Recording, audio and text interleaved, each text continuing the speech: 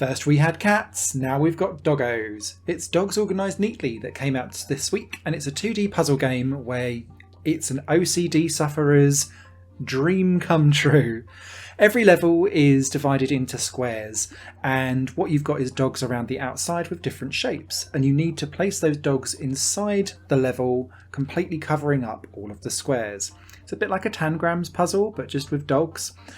What I really like about this is the theming and the design and the way how each level is handcrafted. There's 80 in total, and what I really like about this game is that every 2 and 3 levels you get a new dog with a new shape to play with. So nothing ever feels stale, and the new shapes kind of make you think about how does this then fit into the area shape that you're trying to fill out as you go. And the reason why it makes you think is that whilst you can pick up and drag dogs onto the play area itself, you can also right click them and they'll rotate 90 degrees around, but you can't flip them.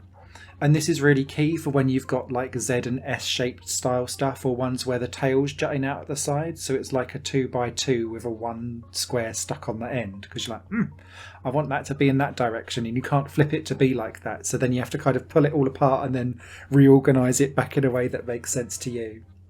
The levels get progressively more tricky because of the amount of dogs that get unlocked as they go along, and when you do unlock them, they've got a name and a little cute story as to why they're in that position and look the way that they are. And I just find it just cute and wholesome.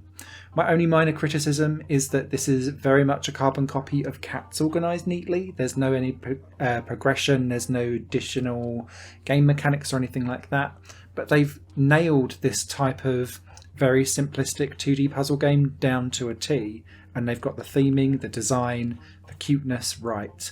All I would appreciate is a slightly longer musical cue that doesn't repeat itself quite as quickly as what it does currently. That aside, these 2 games are dirt cheap. I think if you love one, you might as well pick up the other one. They're essentially the same game, just with different designs. If they continue down this formula in the future, I would like to see some more things coming into the game in the future so that it differentiates each kind of animal from each other if they continue with an Organised Neatly Pantheon series. But what you've got here is great. Written review over on highplanegames.com. Give the dog a bone.